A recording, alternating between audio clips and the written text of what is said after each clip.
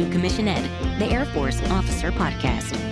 Here we explore the training and development of America's leaders in the application of air power and the profession of arms. The views expressed are those of the hosts and do not reflect the official policy or position of the United States Air Force, Department of Defense, or the U.S. government.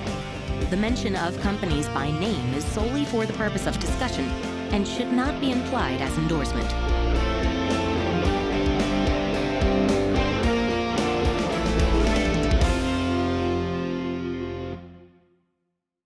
Welcome back to another episode of Commission Ed, the Air Force Officer Podcast. I'm Colin Slade. And I'm Reed Gann, and we're your hosts for Commission Ed.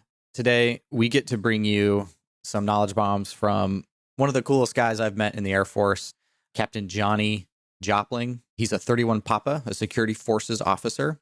Real quick, I'm going to drop some stats on you. In the interview that we do, we talk about how big the career field is, and we couldn't remember at the time. We didn't have the numbers written down. There are 38,000 security forces airmen across the total force, less than 800 officers.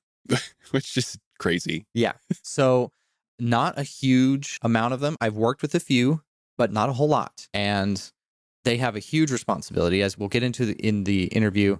I really enjoyed sitting down with Johnny. He's a guy I stay in touch with. You know, there are a couple throughout your career that you'll meet and you're like, I'm going to stay in touch with this guy. Yeah. And he's definitely one of those. Really enjoyed having him on. Yeah, learned a whole bunch from Johnny. Appreciated his experience, not just his experience, but his ability to communicate his experience, the things that he's seen and done, the incredible importance of the security forces mission, protecting the base. We'll get into all of that in the interview. But yeah, very much appreciated everything that Johnny had to say. Awesome. With that, let's turn it over to the interview. Welcome back to the podcast. Today, I'm joined by my good friend, Captain Johnny Jopling. Johnny, I'm super happy you're joining me today. It has been too long, brother. I hope you're doing well.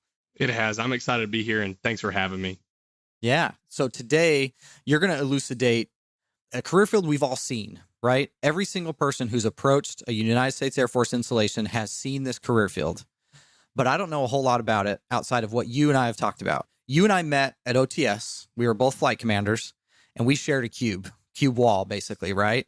Up there in Cube City. And man, we had some good times. But honestly, I didn't delve into enough about what your career field is and what it means and how it fits into the broader Air Force. So I'm looking forward to having you come on today and talking about it. So why don't we start off with who is Johnny Jopling? Where are you from? How'd you commission? Where do you go to school? All that kind of stuff. And we'll just get to it from there. Okay. Yeah. Once again, thanks for having me. I'm excited to be here. I'm from Louisiana. You probably can't tell by the accent, and I get that a lot. But I was born in Monroe, which is the northeast part of Louisiana. Graduated from high school here, and then I went down to actually Baton Rouge Community College for a semester. My grades didn't reflect what LSU wanted. They were good grades, but because of standardized testing scores, and that'll kind of go into some of the philosophies that I talk about later, and about just kind of owning and not accepting no for an answer. I did a semester there. Went over to LSU for a year, and then I actually ended up transferring back up to the University of Louisiana at Monroe. So let me go back a little bit because I was really looking for something more than myself. You know, I grew up, I'm one of four boys. I was always playing sports, mainly baseball and soccer. So all team related things. And I was really looking for that. And I had a very big draw to the military, simply because it was going above and beyond. And it was also working with other people to accomplish something bigger than ourselves. I always enjoyed the challenging aspects of team sports because there is that aspect of personal responsibility and coming together with other people who are, you know, they have the same goal, they have the same mission, they have the same objectives, and you're putting all those things together collectively. So that's what initially drew me into the ROTC program. And then what kept me there was the people, because I was like, man, this Air Force thing, I'm not real sure. And then I found out about pararescue, which that initially really got my ears perked up to. So kind of the full swing, the long story short is that I actually ended up transferring back up to ULM, and I actually commissioned out of Louisiana Tech. That was the crosstown agreement with the University of Louisiana at Monroe. Okay. So I graduated from ULM, but I commissioned out of Louisiana Tech. Got it. Okay. So you said pararescue was kind of the thing that, you know, kind of piqued your interest. Was that what you were originally shooting for, or did you choose security forces over that? Or how did you kind of settle on the security forces AFSC?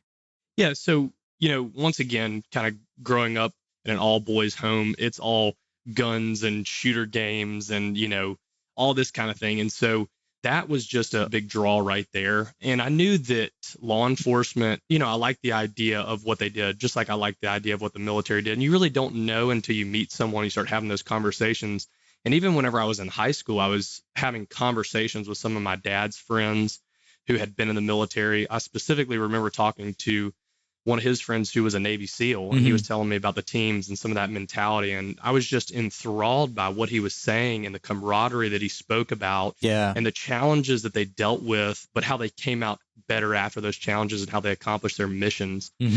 And so that really pushed me to lean more towards special operations. And I actually went to selection and I was not picked up. I was dropped for not making a run time. Okay. That surprises me, by the way. Johnny's wicked fast. Well, it's actually funny because, I look back at it and I'm like, man, if this was, a year later, I feel like the story would have been rewritten. But with that said, security forces was on my list. I was getting a degree in criminal justice, but I was shooting for a pararescue. Well, at the time, security forces was understaffed. It was undermanned. And so they would not allow me to go back through selection. Eventually, the Air Force did the right thing, and how I saw it is that now they have an obligation that if you want to go try out for a special operations career field within the Air Force, then you're allowed to do that regardless of the Manning's document or, kind of where your career field is standing at now. So, kind of the long story short is that I ended up going to security forces and stuck with it ever since. Nice. Okay. So you graduated, you commissioned, you dropped security forces. Let's start there. What does officer training look like for security forces airmen? Maybe how is that different, or is it the same as what, your enlisted get? And kind of like, what is security forces? Again, we kind of hit it at the top, right? We all see those gate guards. We hand them our IDs. We salute smartly. We head on in. But it's bigger than that. It's got to be. So let's start with tech training. Let's start with tech school. And then let's start getting into some of the mission aspects. Sure. So just starting off from the tech school aspect, ours is about 6 months long, whereas our counterpart, the enlisted security forces school, is, if I remember correctly, it's about 3 or 3.5. Oh, okay. So we have a little bit extra training. And more specifically, we do a lot of small team tactics or small unit tactics. And really, I look back on that. It's not so much about the tactics. It's about, learning how to lead, because throughout the school, you're put into leadership positions. So, week 1, Reed might be the class leader. And then week 2, Johnny might be the class leader. And it just rotates like that. And so throughout the process, it's very similar to how we ran OTS. You have a class leader who prepares a class and dismisses the class. And you have flight leaders and so on and so forth. Yeah. That's how this is ran. So the emphasis really it is on task, because there are tests and there are specific graded events that you have to pass. But there's also a very big push for leading in a stressful environment. Okay. And that's probably the biggest thing that I could say that is different from the technical aspect of our enlisted counterpart, that leading well is pressed upon very heavily. And, I know that he's a lieutenant colonel now. Lieutenant Colonel Weish was our course chief at the time. He was a captain, and he was a Purple Heart recipient, along with another major now who's actually an ALO. Just amazing people, amazing leaders. We had a few Ranger tabs who were, Air Force military members who had passed through Ranger selection. And so they were Ranger qualified. So it was a very heavy emphasis in the leadership regards to what we're doing and how we operated day in and day out. So would you say then that the enlisted training is more technically focused? Are they going to get, for example, qualified on different weapons that you aren't qualified on, or restraint techniques or things of that nature? Or, help me out with that. Yeah, so you hit the nail on the head with the first part, is that, their focus is the technical aspect. The things that whenever you come up to a senior airman or that A1C and you say, what's the range on this M4 and what's the effective range on an area target or a point target, they're going to be able to tell you those things. And even though we learn them, they're experts at those things. And so once again, in order to be a good leader, you have to be a good follower. But at their stage, all they know is that I have one job to do, and it might just be manning this weapon system, or it might be guarding this gate, but I'm going to do it to the best of my ability. And so that's where you start to see this big shift, and it just goes into the responsibility aspect of where the progression goes of an airman in their careers. Okay. Where is technical training for you guys? I believe it's still in San Antonio at Camp Bullis. It's a little annex. So it's not directly on Lackland Air Force Base or Medina, which Medina is across the road from Lackland. We do some training at both of those locations, but we're actually housed on Camp Bullis, which is just north, I believe. Not just north, it's about a 30-minute drive. Okay. So for the enlisted, they don't get to travel all that far then, huh? They graduate basic and then just kind of drive up the road and they're at training, huh? That's exactly it. Which, I mean, it can be a double-edged sword because, whenever I commissioned, I drove up to Montana, which was, 25 hours. And then 3 weeks later, I drove right back down to Texas. I was like, well, I could have just parked in Texas. Yeah. Anyways. That's the Air Force for you, though, right? That's it. Yeah. So you graduated from training. Where was your first assignment? What were you doing there? What was the mission that you had? Yeah. So first assignment was in Malmstrom Air Force Base in Great Falls, Montana. If you haven't heard of Malmstrom, you probably think it's in Germany. Most people, think that's fair. Oh, yeah. That's Germany, right? Yeah. There's intercontinental ballistic missiles there. The really focus is on the deterrence mission, which is part of Air Force Global Strike Command. And there's also the law enforcement side, which encompasses our weapons storage area and some other capabilities. But the real focus is the missile field. And because it's a very unique mission, basically, I'm probably jumping ahead of myself, but you actually post out with your guys. So with 45 to 60 of your enlisted counterparts, and you're generally the only officer out in the missile field. There are 3 different squadrons, and you're going to man one of them with your teams. You live in different locations, and, as the officer, you're going around and you're making sure that your enlisted counterpart are doing what they need to do. They're getting the training that they need to get, and that everything is, safeguarded as it's supposed to be. Okay, so let me just run this down. I think on paper and on the face of it, it may seem a little absurd to some folks. You got a 22, 23-year-old college graduate with 6 months of training, leading, between 40 to 60, 18 to 20-year-olds, all of them with weapons, and you're guarding intercontinental ballistic missiles in Montana. I just want to make sure I got that all right. Is that that is exactly correct. And that is to include more than a handful of up-armored Humvees and also automatic grenade launchers. Okay. So, yes. Yeah, okay. So we're going to get to this at the end, but the leadership challenge there, I'm already seeing it. That's something a lot of us don't face pretty early, like you guys do. You guys start leading right from the jump. That's really interesting.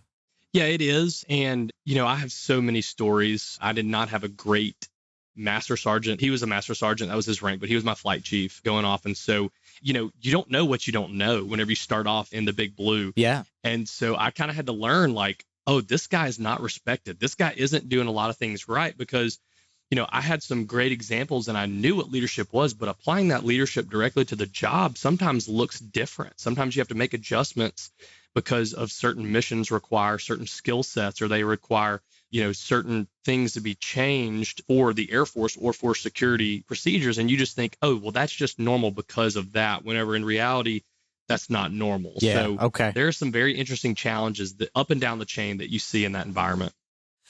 Johnny, I know you and I counseled all of our cadets at OTS. Find a good senior NCO. Yes. A good senior NCO can set you on the path. And if you don't have a lot of sight pictures on what that can look like, that can be a real big challenge, until you figure out, wait a minute, I've been following the senior NCO and he or she is not firing on all cylinders or whatever, that can be tough. Yeah. And, just to kind of piggyback on that, I'm still good friends. I'm not going to use his name, but he's a senior master sergeant now. Yeah. And he's only about 15 years into his career. So if kind of the rank structure, he's burning pretty fast.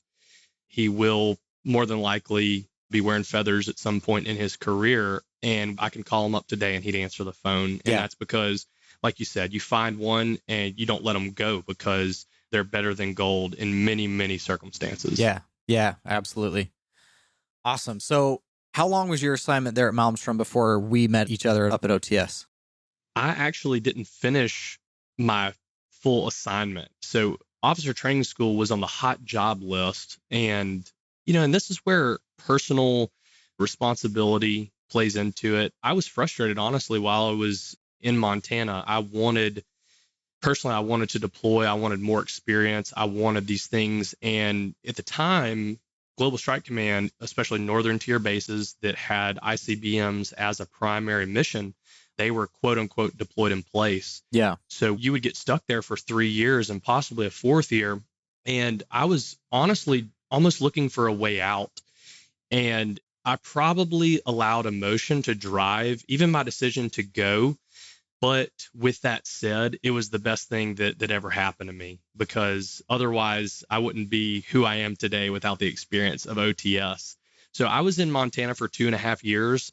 So I knew now Lieutenant Colonel, I'm not going to use his name, but he was our DO whenever I first showed up. Yep. First name starts with a K. Yep. Gotcha. And so I knew him from ROTC at LSU. And I made a phone call to him and said, hey, I'm interested in this. What do you think? And he said, I can talk to the boss. It shouldn't be an issue. And I trusted him from whenever I was at LSU, because whenever, like I said before, whenever I was at LSU, I had to earn my way there, but I also earned a scholarship, an Express, a Type 2 scholarship via ROTC. Okay. And those are competitive if you know anything about them. But I worked hard for it, and, you know, I earned it. And through that process, he was mentoring me and helping me along the way, kind of to understand the Air Force. And he saw that in me. And so, and I kept our connection. He actually commissioned me at Louisiana Tech. That's outstanding. That's so cool. So it comes full circle. And I kind of hate now that I didn't mention all this earlier, but, you know, it's, you don't even really think about it. Yeah. So I called him. Well, I didn't call him. I think that I just saw his name down there and I was like, oh, wow. And so I looked at the hot job list and I said, hey, I'm going to do it. And he said, well, I'm going to let the boss know that you're coming. And he had a conversation with another lieutenant colonel who is our boss. Yep. And yeah, the rest is kind of history. So I arrived in Montana December of 2013, went to training until about May of 2014. And then I was there from May of 2014 until May of 2016. Got it. Yep. And I PCS'd in to Maxwell in March of 16. So you were just a couple months behind me. That's right. And yeah, and that's where we met. Had a great, for me, 27 months. You know, I left a little bit early because I was also selected for that internship down in the DC area. Man, we had some good times. And we won't bore the audience with too many of our OTS stories. We've shared a bunch of them before. But after OTS, you know, where do you find yourself today and what are you doing and kind of what led you there? So while I was at OTS, I basically had the decision, and it came down to leadership, as everything does. And, you know, my question was, hey, am I going to leave here and go back to a career field that I've seen a lot of problems? You know, and when I say problems, I'm not just saying that from my perspective. I'm saying I saw, you know, promises or, you know, people say things are going to happen and they didn't happen. And one example that I vividly remember, I had a friend who, he was a little bit older. He was a prior maintenance NCO. He commissioned through ROTC, and then we showed up in Montana together, and we were kind of thick as thieves. We went through tech school, and then we were also stationed together. He's still in right now. And, you know, basically, we were just taking care of each other, you know, throughout. We worked in tandem with one another. We didn't post out together because you don't do that. But, you know, whenever he was gone, I was here. Whenever I was gone, he was here, that type thing. Yeah. Well, he had a family. I remember one Christmas, he was supposed to be working, and I said, hey, man, I'm more than happy to cover for you if you want to stay home with your family. Because at the time I was single, I didn't have a family. He had a wife and a few small kids. Yeah. I said, and also I'll pitch it to my flight that if you have anyone on your flight who's in the same predicament, you know, I think that they would be more than happy to help that out. And then maybe, you know, later on down the road, they can make it right. I said, I'm not worried about it, man. I just want you to be able to have that opportunity with this Christmas. Well, you know, we just did it. We just made it happen. And lo and behold, the squadron commander came down on him and had a very direct and pointed conversation with him, but he never had it with me. And I found that very odd because it wasn't him just making a decision. We agreed to this, and we also agreed to it with our flights to do that. And basically it was like, if your flight's going to be out there, you need to be out there. And where I understand that and I respect it, because I am, hey, lead from the front. You're not going to not do something that you ask someone else to do. If you ask someone to take out the trash, you better be willing to take out the trash. If you ask someone to scrub a toilet, you better be scrubbing a toilet. But in this case, we specifically set it up to where his flight had the same opportunity that he did. And so we both said, hey, yeah, we're good with this. And I respect him as a leader. So it wasn't a leadership issue there, but I was very just disappointed with that decision. And so I think that kind of played into the role of me questioning and looking into leadership.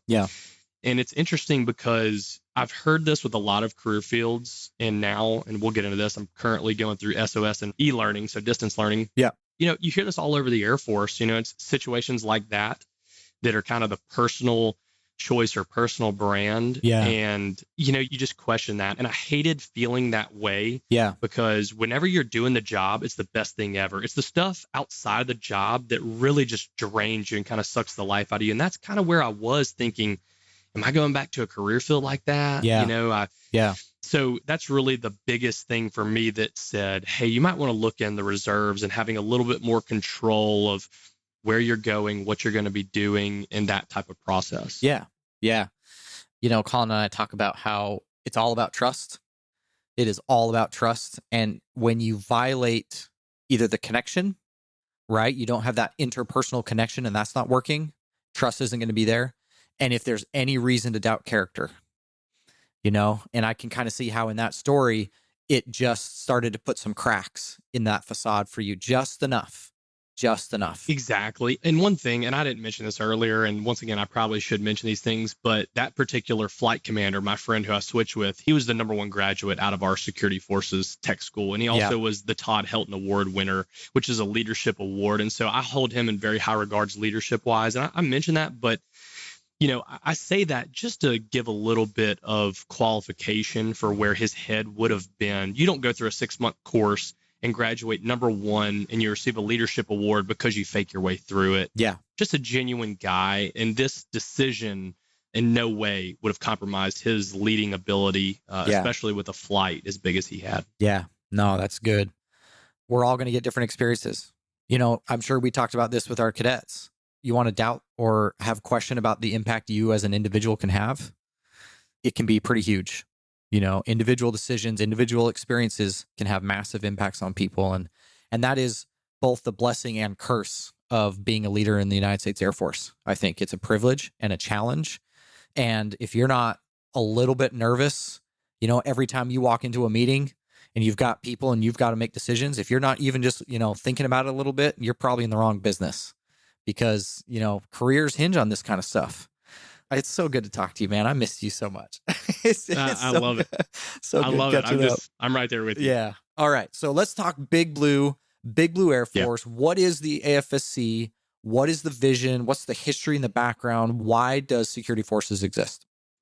So going into, 31 Papa is the AFSC, code whenever you're looking at it in reference to the Air Force. And initially we started at, Defensor Fortis, defender of the fort. And then you see, on the beret, you have the Falcon and there's 2 runways. And essentially from the beginning of time, going all the way back to security police era is that, it was base defense was our thing so that we could ensure that the mission continued forward. And are we flying? Are we going outside the wire during Vietnam missions?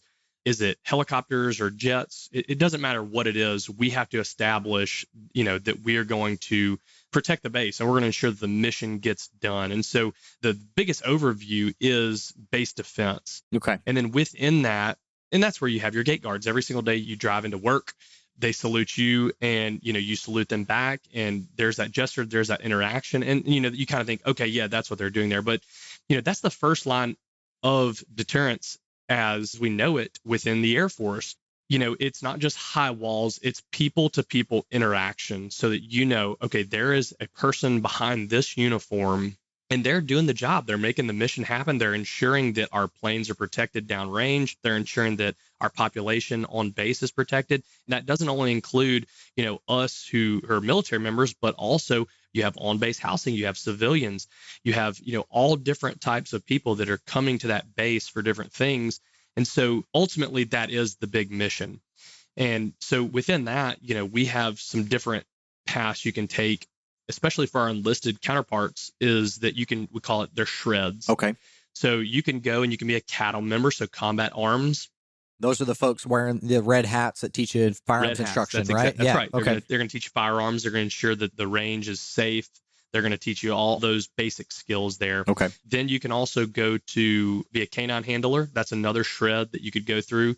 And the interesting thing about their career field is that they're not only working at the base. A lot of them, they are kind of used in different capacities. If the president or someone of that nature is going to come through, the Secret Service will task them because they need to use that canine for the canine's capabilities. And whether that's an explosive detection dog, whether that's a narcotic detection dog, every dog in the military is dual purpose. Okay. So it's going to be a bite and an explosive, or a bite and narcotics. Okay. They can't be narcotics and explosive. There's some cross-pollination that causes issues there. Got it. Okay. But then we're actually, another kind of general overview that is coming is that we are moving towards a federal certification for law enforcement on bases. Okay. And I think that it's an old concept they're kind of revitalizing, but it's also going to kind of bring back understanding that we're not just defending the base. We're also making sure that the things that go on the base are legal and ethical and moral. And that's where you kind of can intertwine investigations. We do have an investigations branch within security forces who works hand in hand with OSI. Okay. I know that you've had an OSI special agent on here, listen to that podcast. And so there's a lot at that point starts intertwining. So I kind of give that overview just to say, we have a main mission, but that can change base to base. But kind of going back to the roots is we're going to defend the base. Got it. Okay. How big is the officer AFSC? Like, how many security forces officers are there? I know that there are a lot of airmen. Almost every installation I've ever been at, security forces is usually one of the biggest squadrons. Yeah, it's generally security forces and maintenance. Yeah. I don't have the number, but there's not enough. I can tell you that. Okay. You can always use more people. Yeah. Okay. You mentioned something. You mentioned the beret. What's kind of the background and history of that? Because I know that there are a few AFSCs that wear them. They tend to be more run and gun, shoot them in the face type people, so pararescue, combat controllers. I know some of the special weather people have them. And then there's you guys. And so, like, where's that come from? It doesn't kind of fit in with the rest, the flight caps and flight suits and stuff. So where does that kind of come from? Yeah. If I'm having this conversation with a flight chief, it's only to get a wicked tan line that looks really dumb. But that's kind of an inner AFSC joke. Okay. That we talk about. You get this sideways tan going along your forehead. No, if I recall correctly, it's so that you could identify, hey, this is security forces or security police.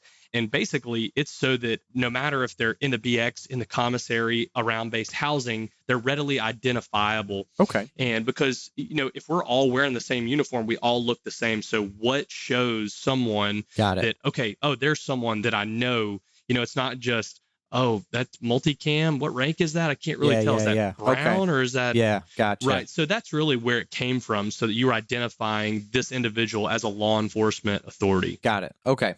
That makes a whole lot of sense. I also know, at least on ABUs, it's a little harder to see on the multicams, but you guys also have like a badge that you wear, right? You're given a badge that kind of indicates that you're also law enforcement. Is that fair? So on the ABUs we did on the multicams, we're not doing that right now. Okay. What they're doing, they are allowing one on the shoulder, a shoulder patch. You'll see SF. Yeah. Like at Barksdale right now, it's SF with a black border around it. Okay.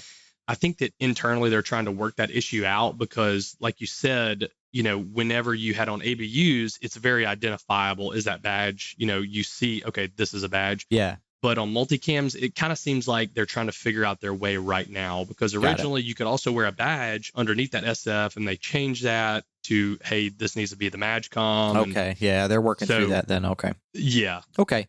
Also, the beret and badge are only worn when you are fulfilling that role. Because I remember at OTS, you were not wearing those things. You had another badge that indicated, what was that badge? Because I'm just trying to, figure all this stuff out, right? You had another one on. Whenever we're using the term badge, what we're talking about is an identifier that you are working in a law enforcement capacity. Okay.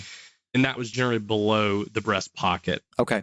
But then the badge that was above the name tapes, that just shows that your current AFSC is security forces. Okay. But in the role at OTS, I was not acting in a security forces capacity. So the badge on my ABUs had to come off since I was operating as an 81 Tango. Got it. Yeah. Because again, you don't want some person walking through the BX to, try to enforce the law if they're not authorized to do that, because that's what those things signify, right? Exactly. Those things signify an authority. That's correct. And that's a really different thing. We as commissioned officers have authority just by the nature of our commission. And Colin and I have talked about that before. But you members of the security forces also have a different authority that is given to you that is then, it's not embodied or imbued in those things, but they're manifest in those things. And so that's one of those reasons why we've got those symbols to demonstrate that authority. Exactly. You're exactly right. Nice. Awesome. Something you mentioned, and I want to come back to, you said they're working on a sort of federal certification. When you went through technical training, did you go through any like federal law enforcement training so that, if you were to work with, I don't know, the FBI or the U.S. Marshals or some other federal organization, that you had some sort of equivalent certification? Or is that something that we're now working toward? No. So it's not like OSI, all OSI special agents, they go through FLETC, which is Federal Law Enforcement Training Center. The closest thing that we do is that we can have a LEOSA credential, which is LEOSA came from the Law Enforcement Officer Safety Act. And it basically identifies you as a law enforcement officer. And what it does is it enables you to conceal and carry in all 50 states because they are identifying you as a certified law enforcement officer. But other than that, there is no, federal guideline or federal training course that you go through whenever you're in your original tech school. Got it. Okay. No, that's helpful. Also, you mentioned OSI and that Security Forces has some investigation capability. We've had an OSI special agent on. Help us understand kind of those different roles, those different lanes between those two.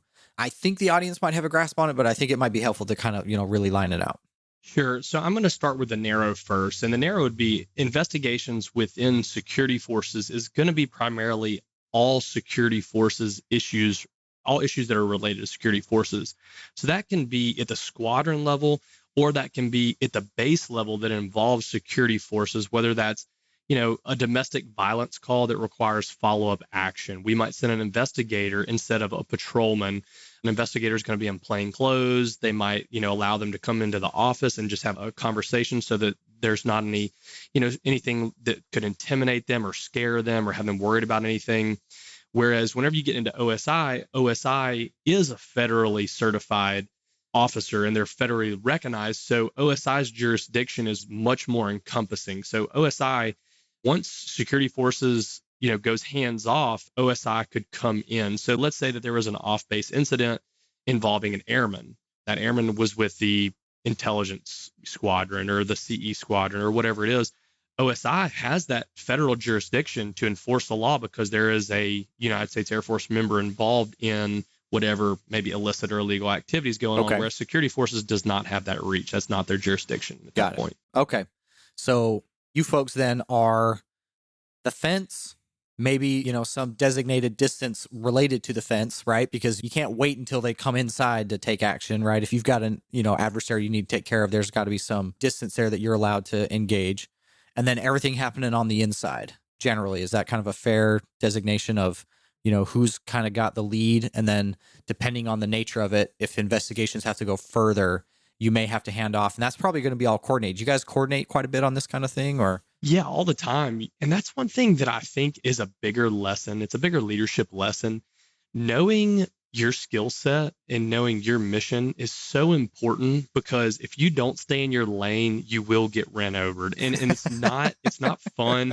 You go to one of these big meetings, just using the OTS example. I remember we go into, our weekly flight commander meeting, and someone who's might be experienced or might not, they start talking about something, but it's not their show to run. Maybe they used to ran it. And then, the boss steps in and says, "Hey, who's running this? Are you running this? Okay, then let's let them, go with it." And, I think as officers, we always want to do a good job, but we somehow think that doing more equals a good job, when that's not always the case. Yeah. Just doing what you're asked to do is doing a good job and doing it well to the best of your abilities.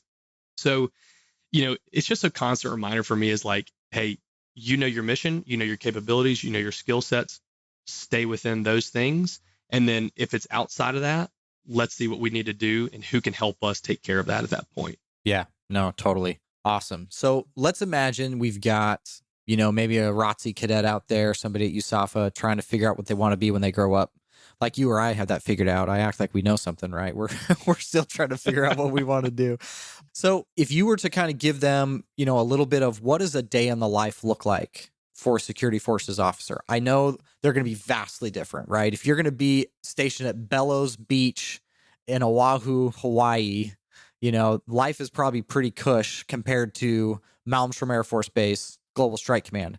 But what are like some big themes that maybe you could give, quality of life type stuff to help people kind of understand what the job is like? The biggest thing that you're going to see within security forces, just like any other major career field, is that from day one to the day you separate or retire, you will be leading in some type of capacity. Mm-hmm. So, the emphasis is that you will be making decisions. You will have to take responsibility. You will have to have ownership in what's going on.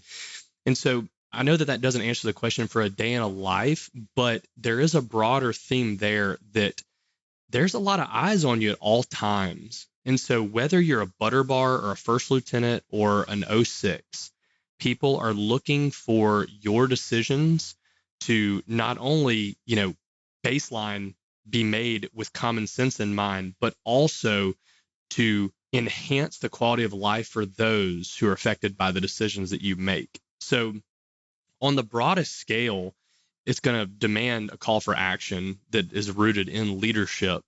And I know that that's a very broad term. There's some, just broad general things. But like you said, at Malmstrom day to day, if I'm in the missile field, I can control where I go. Do I want to go to LF, Alpha, or Bravo, or Charlie, or wherever?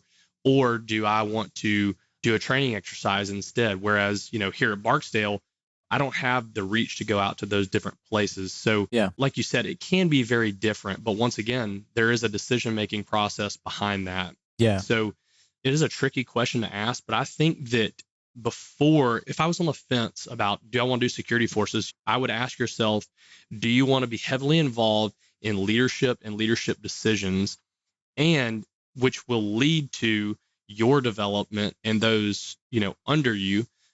Then that's a great question to ask yourself if you're in that position. Yeah. And sure, maintenance will do that. I think about other career fields, CE is another pretty big one where you can see that. But whereas in contrast to that, as a pilot, you might not have a subordinate until you're 10 years in, 12 years in, 15 years in. So yeah, I'm kind of stuck on that question, to be honest with you, because I feel that it's such a hard one to answer. There's no day in the life. Yeah. It's always going to be different, but there's always going to be decisions to be made. Yeah. I think that's a really good thing to bring out is, yes, there is technical things you need to understand. You need to be a technician at some level, right? You have to know what you're doing, but man, you are leading at a high level and a lot of people from day one until the day you're done. I think that's a really good way of saying that's what your life's going to be like. Whereas, like you said, with other AFSCs, especially in our service, they may be much more technically or technician focused than leading focused. Absolutely. Yeah. Yeah. Okay. So before we get into kind of the more philosophical things, about, handing a ton of guns to people who aren't even legally allowed to buy them in the United States age wise, do you have like a crazy story that you could share, or, just one of those things that you could not have imagined that this is where you'd be doing this thing at this time, whether that it's a -20 at Malmstrom and the snow's going and you got to go, teach somebody how to stay dry or something crazy. I don't know. You got to have some good stories. Yeah. Well, we're talking about leadership here, so I'll stick with kind of that theme. Yeah. There have been times, and I remember whenever I was at Malmstrom, I was a second lieutenant. We had this thing called the Global Strike Command Challenge. Okay. And it's where all the Global Strike commands, their bases, they put together different teams and security forces, maintenance, helicopter operations, etc. And basically they're competing, quote unquote, within these other bases to see who has the best squadrons and is it security forces. And then they can make up and you can win what's called the Blanchard Trophy if you're the overall best. So we went through a tryout and I was one of the officers selected to go through this. And so I was rodded from duty, so relieved of duty. And I've heard you can't use that term in the Air Force anymore. I don't know if that's true or not. Yeah, I think it's heard hilarious it. that you can't say rodded. But so relieved of duty is what it stands for. So every single day we would wake up and we would PT, some type of PT together as a team. Yep. We'd go eat breakfast together as a team. We'd go, break out, hey, go home for an hour, shower, change, get ready for the day. We would meet up. And then after that, it was all security forces related training. And we had a big training plan for 6 weeks. Mm-hmm. And from, 5:30 in the morning until, 4:30 or 5 at night, it was just training with everyone there. There was only 10 of us. And I was just thinking to myself, like, I'm getting paid to shoot guns. I remember going out to the range and we had so many rounds for 203, which is a grenade launcher, that we were having competitions of who could hit what vehicle the furthest. And they had to, like, without aiming properly and stuff like that. Yeah, you just, oh man. And so we're just, just things like that. But I think the best experience about that was before we started, there was 2 of us, we were 2 officers. And we sat down with the whole team and we said, hey guys, we're in this competition to win the competition, not to be some lieutenant so-and-so. So from here on forward, I don't need you to call me by my rank. I don't need to be advised as sir. I don't need any of that. I want you to call me by my name. I want you to make corrections as you would anyone else, because I'm going to do the same for you, because we need to come together as a team in order to win this competition. It was just so relieving, and you just saw the camaraderie and the cohesiveness and the chemistry just really just gel together, and you're getting paid to do all that type of training, CQB, sim rounds, shooting guns, rucking, all these different things that you're like, man, I wish I could get paid to do that. Well, we got paid to do that. And then we got TDY'd out to Guernsey, Wyoming for a week to compete with that. And so, that's one of those things where for others from the outside, they might think, oh, well, I mean, I've ridden in helicopters, and yes, I've ridden helicopters too and done that stuff. But just the cohesiveness of going from, oh, that's Lieutenant Jopling, to an A1C saying, Johnny, cover that door right there, you know, and without hesitation, like, I'm going to have no problems with this A1C telling me what to do. Because we're so focused, going back to, hey, know your job, do your job, let's accomplish the mission together. Yeah, that's a pretty special thing. Right? It's only happened a few times in my life. And when you are in a group where everybody's firing on all cylinders, doing their roles, it's a special thing. Yeah, that's outstanding stuff. Awesome. All right. So let's kind of transition to, kind of the end part here where we talk about, some of these real leadership challenges. And you've given us some really good tidbits for sure on some things. And, reps matter when it comes to leadership. It absolutely matters. And I think you guys get, in the security forces career field, I feel like you get a lot of reps. You're given a lot of airmen, you give them weapons, and it's a very visible mission, right? Absolutely. Some retired 06 is going to drive in the gate and see some airman's got a little bit of not quite shaved right here, and you're going to get a phone call, right? I mean, 100%. I know. Yeah. So, or you don't salute the retired colonel's wife who was never even in, but she's a dependent and wants to be saluted because he was an 06 or I've been down that road too. I'm sure. Yeah. So, I mean, that seems like a real refiner's fire, so what are some of those big leadership lessons that meant a lot to you that you learned that are pretty unique to your experience because you were just thrust in at a high level early on? The first thing that comes to mind is, and you can apply this to any part of your life, but how you do anything is how you do everything. How you decide to make your bed, how you decide to fold your clothes, whatever you're going to do, that's how you're going to do it every time after that. And you're going to continue to build those habits. And that leads into the second part of being strong, being fast, being fill in the blank for these kind of almost macho words that we use. They can't replace consistency. The person who shows up and just puts in the time and the effort with a great attitude, like that person is the one who comes out on top, because they're constantly seeking not only to make themselves better as a person, as a leader, as a fill in the blank, but they also want to make everybody around them better.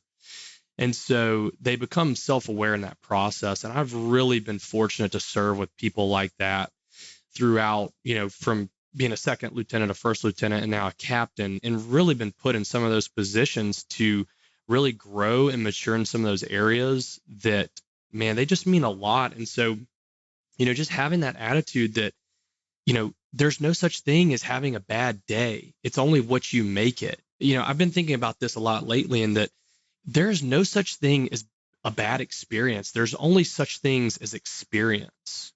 Yeah. Who says that it's bad? You say it's bad. And earlier I said it, like I said, I was frustrated with Montana. I look back on that and I was like, man, I learned a lot about myself during that time in Montana. I really grew in this area and that area. Yeah. And I look back, and at the time, I'm like, this is such a bad experience. But now on the other side of it, I'm like, I needed that experience. Yeah. Because it wasn't a bad experience. It was just another experience so that I could say, yep, been there, done that. And so, kind of with that theme, I would say there are no such thing as bad days. There's just days, and you can make them what you are. They can be a day full of learning, a day full of growing, or a day full of complaining, but it's all up to you. The amount of work is the same. Yeah. But that's only your decision to make. Yeah. No, that's solid. I remember when we interviewed Major Zane Stedman for the intelligence officer, he was an assignments officer for part of his time. And he said, you know what? People will be miserable wherever they want to be miserable. Yes. They'll be in tears in Hawaii. They'll be jumping for joy at Minot. And so that really gets to your point. And I love that. There's a spectrum of control, right? There's circumstances, who our parents are. We can't choose who our parents are. We can't choose what year we were born, the state of the economy. Those are our circumstances. And then we have chances. Sometimes you can affect those, right? But not always, right? You couldn't pick your first assignment. That's how it happened. Sometimes you can try to make your own luck, kind of take things in your own hands and put yourself in a situation where those pitches might come your way. But the last category are choices. Absolutely. Those things you own. And so I love how you put that, it's not a bad day. It's just a day. It's what you make with it. I love it. That's right. Yeah. And I've heard it said like this, and it's probably a little bit more eloquent, but this is not my quote. It's, we can either make ourselves miserable or make ourselves strong. The amount of work is the same. Yeah. No, I love it. Good stuff, man. That's awesome. Johnny, this has been so good. I want to keep talking for like ever and ever, but I have to respect our audience and their time and your time too. I am so grateful you're able to join us today. Before we wrap up with our famous last question, is there anything else that you want to cover that, you'd love to share with our audience and those who might be thinking about this career field or thinking about the Air Force or, military life in general? No, I think, and I just actually put it up on social media the other day. It's a quote by Nick Saban, and yes, Nick Saban was at LSU, but now he's at Alabama. But I still respect him because the leader he is. But he said, if you want to make everyone happy, don't be a leader. Go sell ice cream. Yeah. So, no matter where you're at in your journey, if you're in ROTC, if you're at the academy, or you're a captain, major, or even above that listening to this, is that you can't please everybody. But what you can do is you can control your effort. You can control your attitude. And all that is internal, going back to what we just talked about, And so trying to control the controllables. And I struggle with this, honestly. It's one of the things that I constantly have to remind myself that, you're in the driver's seat and you have the wheel and you have control of the gas pedal. No one else does. Mm-hmm. And those are the only things you can control. You can't control which direction traffic is traveling, how fast it's going, or how slow it's going. Yep. But with that said, control what you can control. Yeah. And don't be afraid to mess up in that process, because once again, you're not selling ice cream. Yeah. Not everyone's going to be happy, but control what you can control in that process. Love it. All right, Johnny, you knew this question was coming. What is an officer? I was thinking about this and I wrote some things down, and I don't think that you can put one definition. And so I'm just going to read just a few bullets that I wrote down for it. Yeah. What does it mean to be an officer? Taking responsibility, owning decisions, leading from the front, giving to those below you, around you, and above you. And that's kind of just a summary. It's the culmination. There's been books written on leadership and love, but no one can really define them exceptionally well, but you know it when you see it. Yep. So, I guess the last thing that I would say, and we'll leave it at this to respect, like you said, our audience's time and your time as well. But, in that process of making yourself, this leader, you're going to make the team better. You're going to make everyone else better around you because of the effort that you're putting in. And so I would just encourage, our listeners, I'm encouraging myself by just talking about this, kind of going back through this, is that by doing those things, we're not only bettering ourselves and those around us, but, every single interaction that we have is going to be better because of that. Awesome. Johnny, super pleasure. It was always good to talk to you. We don't talk enough. I'll own that. It's super good to catch up and really, really drop some knowledge bombs for us today. Great review of the career field. And I definitely think we left our audience with something to go for. So really appreciate you joining us today, man. Hey, thanks a bunch, Reed. Like I said at the beginning, I really enjoyed listening to Johnny, what he had to say. And I think where I want to go first is something that we've talked about on a number of different occasions, but I don't know that we've really gotten into it in great detail. Maybe a little bit with the chief from the home center when we got his perspective on being a senior NCO and the relationship with an officer. But so you and Johnny in the interview talked about the importance of finding a good senior NCO. And this is one of those pieces of advice that every new lieutenant, every CGO, every cadet is going to hear at some point. Yep, absolutely. You know, they say, hey, as a new officer, what is one of those things that I can do to set myself up for success? And invariably, this is the thing that you're going to hear. Find a good senior NCO. Attach yourself at the hip, learn what they know, just download all of their information, get some advice from them. That's going to steer you in the right direction. And I want to address that head on. What is a good senior NCO? How do you know they are a good senior NCO? And then how do you begin having that relationship with them? Yeah. So I want to start there, get your thoughts. Let's have a discussion about this. Yeah. So first, 100% agree. This is something we've all heard and we've all said, right? Colin, you and I, as instructors to new lieutenants, we said, go find one. So yeah, totally critical. The first thing I think of when trying to identify a good senior NCO is that this is someone that people, including other officers, are listening to. Mm-hmm. And not because they're loud, not because they're in a position of authority necessarily, not just because they're the ops sup or the superintendent.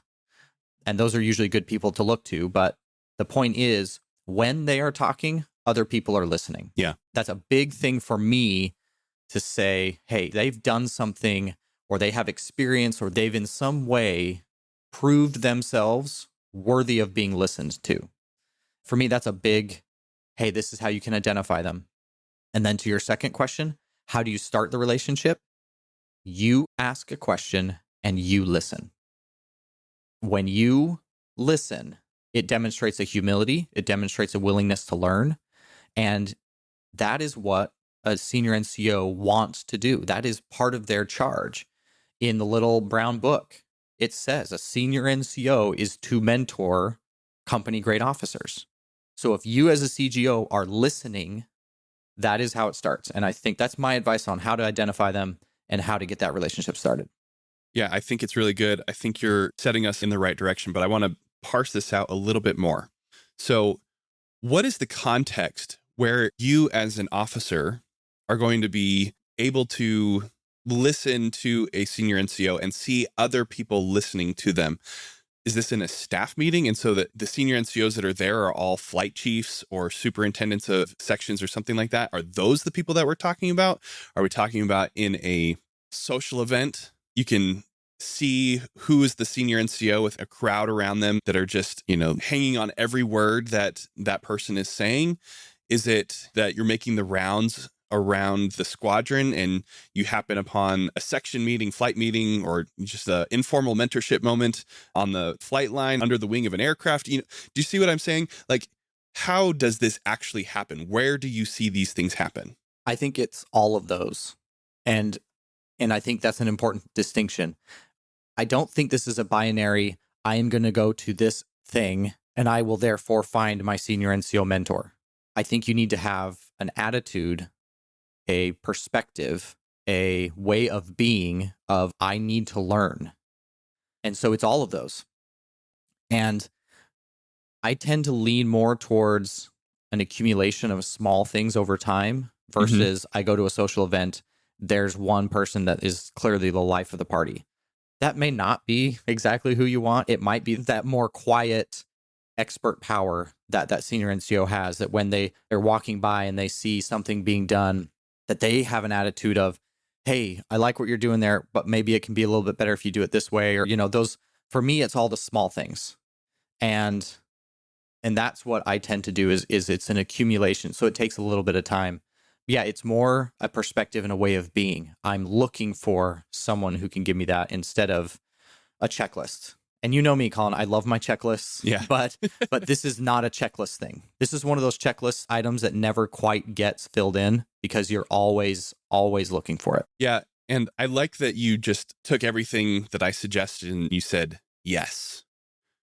Because it shows what it takes for you to find someone who is that good senior NCO. It's not just going to happen out of the blue. It's not usually a serendipitous thing, but it requires your deliberate action and involvement in the squadron. Yep, absolutely. Yeah, it's not going to happen if you're sitting behind your computer For sure. wondering, when is the senior NCO going to come and mentor me? Get out of the chair. You want to know why? Because the good senior NCO is also not behind a computer. Yeah. Yeah. Unbutt the seat and go see some people. Like, go do this. Yeah, totally agree. So another thing that I wanted to talk about here about this is like, you say that you can recognize a good senior NCO by the fact that they have a presence, people are listening to them, they have a knowledge and experience that enables the mission.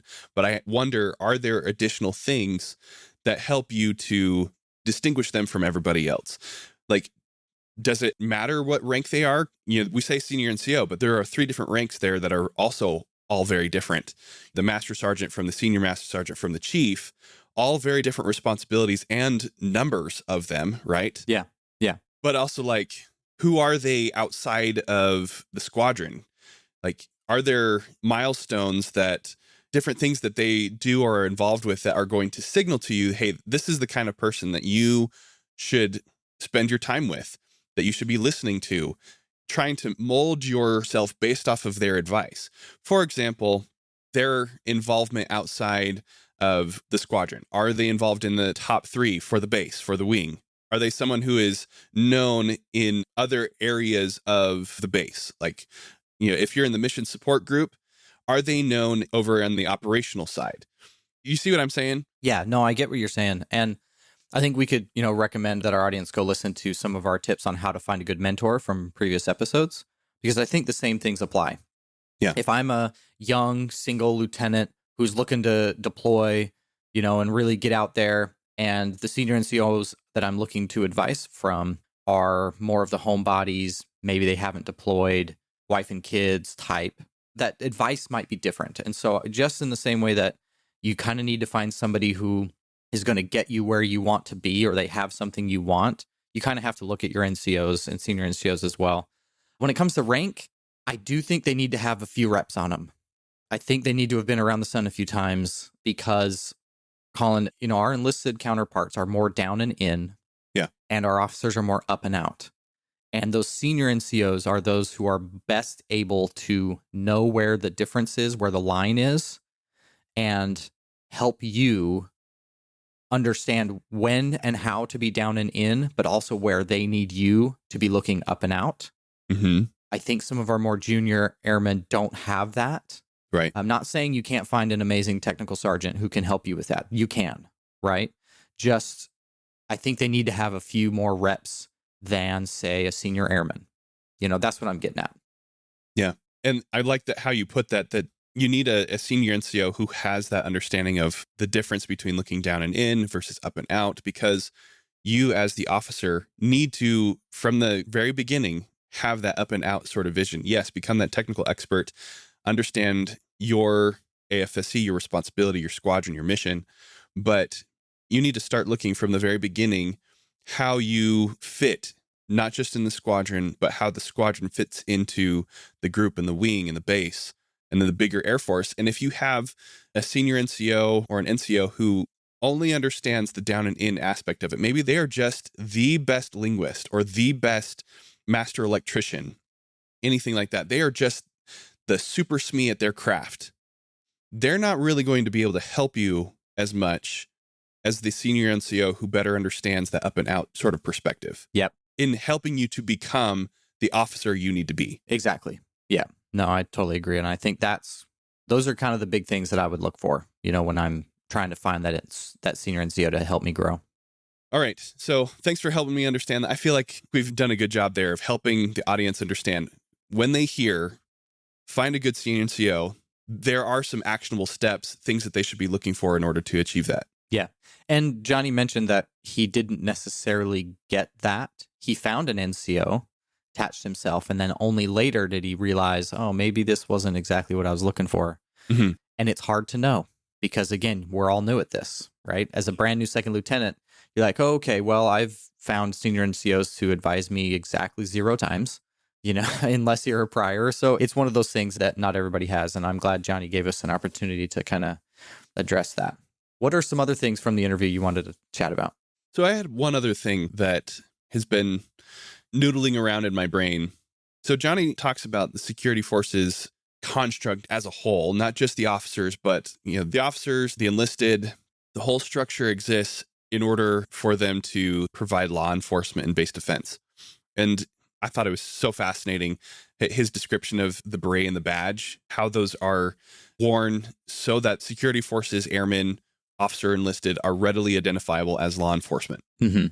Because, when stuff hits the fan, bullets are flying, everything's going crazy, you need to have that ability to point them out immediately. Yeah. And so that beret and that badge then become a physical symbol of an authority that they have that is separate and distinct from the authority of the commission. But then I got to thinking about it, and I had to ask myself, is it though? Like, is the law enforcement officer's authority really that different from the commission that we receive as officers? Because when you think about it, what do we all swear? To support and defend the Constitution of the United States, which is the law. Mm-hmm. It's the supreme law of the land. And so I know that they are separate and distinct.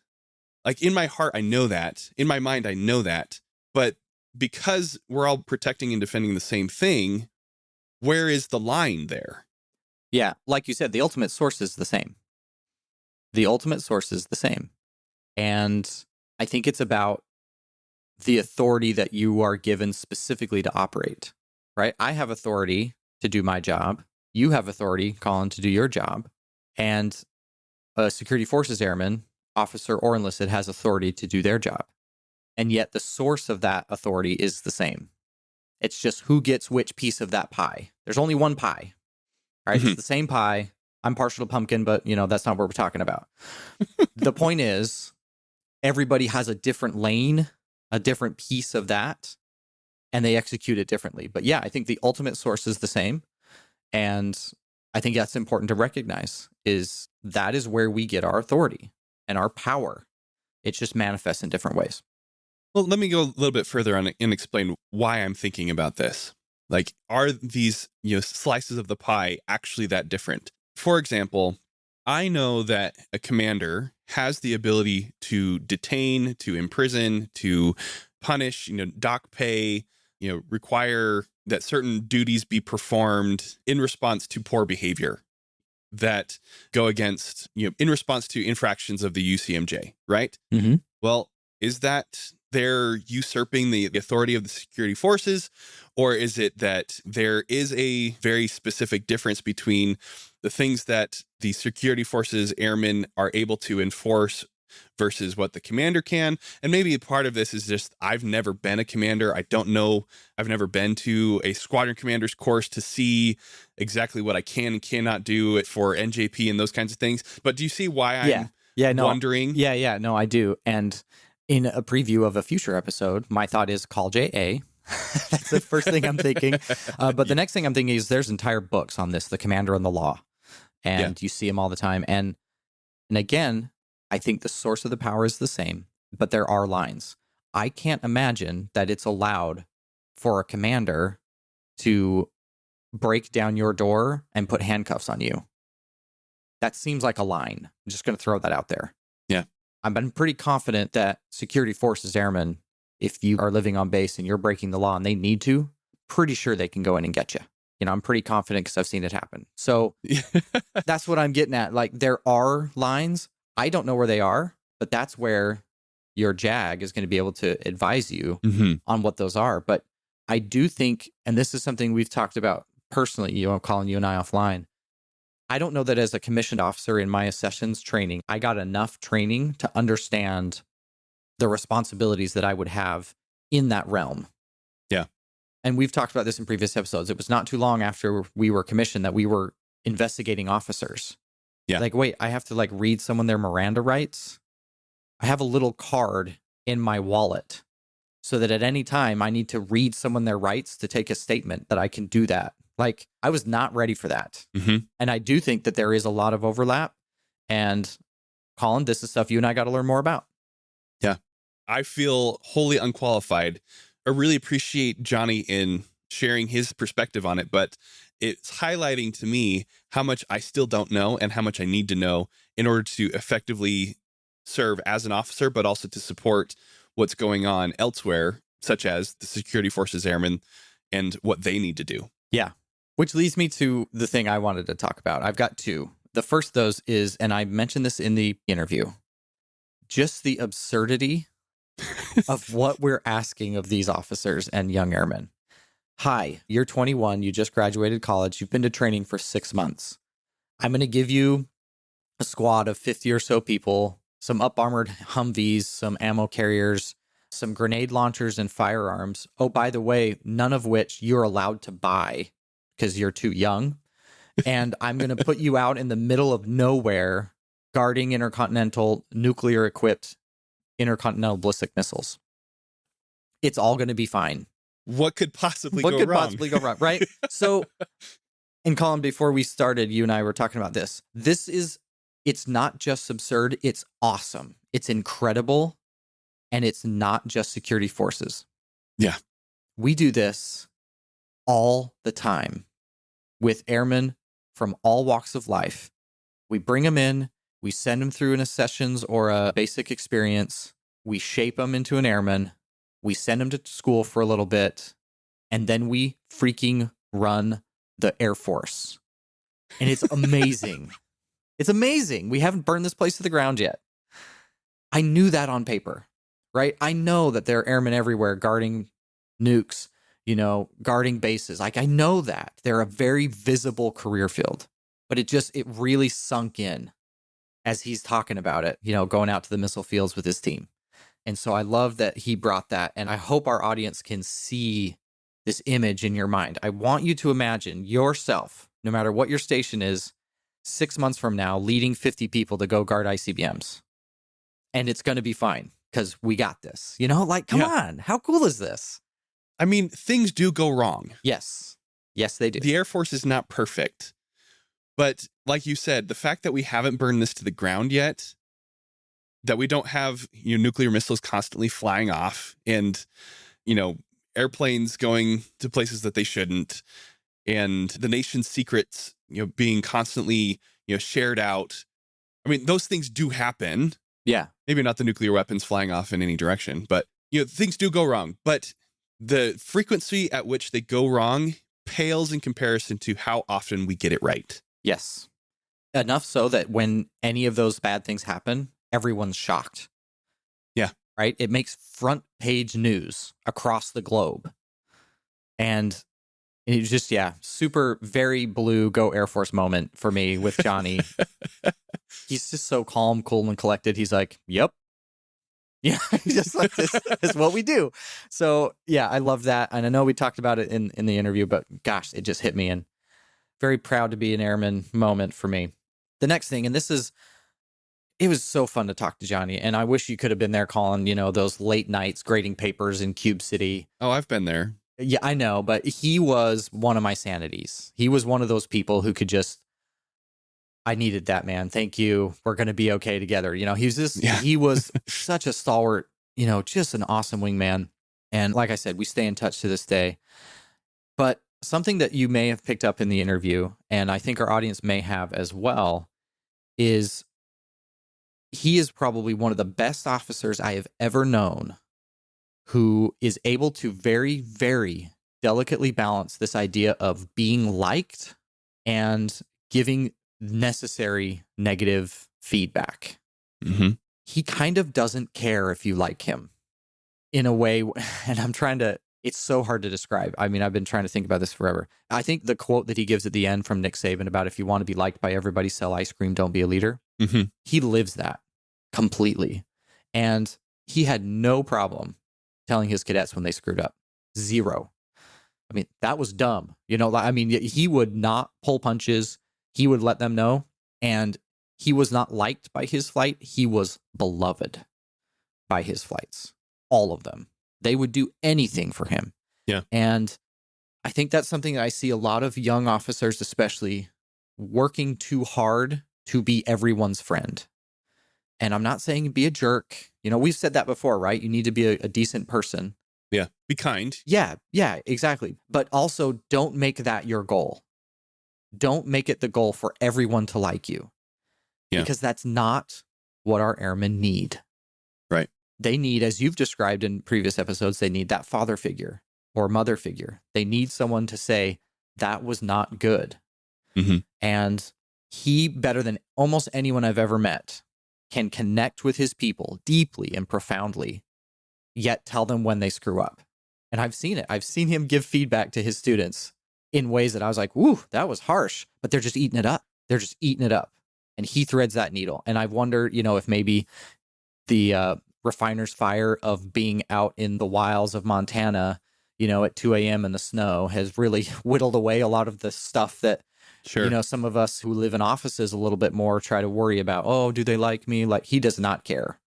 What he cares about is performance. And he gets that out of his folks. And I hope that came through.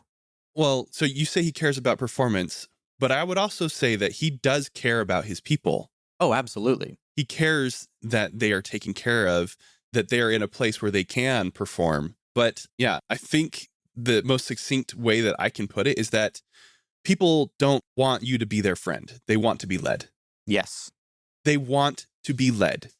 Yeah. And so that is the best thing that you can do for them, is to lead them. Yes. And Johnny does it. Like I said, better than almost any I've ever seen. And it was such a treat to bring him on. I've been trying to get him on this podcast for a while. Such a good guy. Yeah, he does not sugarcoat things. He tells it like it is, and people respond to that. And it was really fun to bring this interview to the audience. Yeah. Thank you so much, Johnny. Really appreciate your thoughts, your experience, your leadership persona, and the opportunity that you provided us here to draw those lessons out and share them here with the audience. Anything else, Reed? Nope, that'll do it. Thanks for listening to this week's episode of Commission Ed.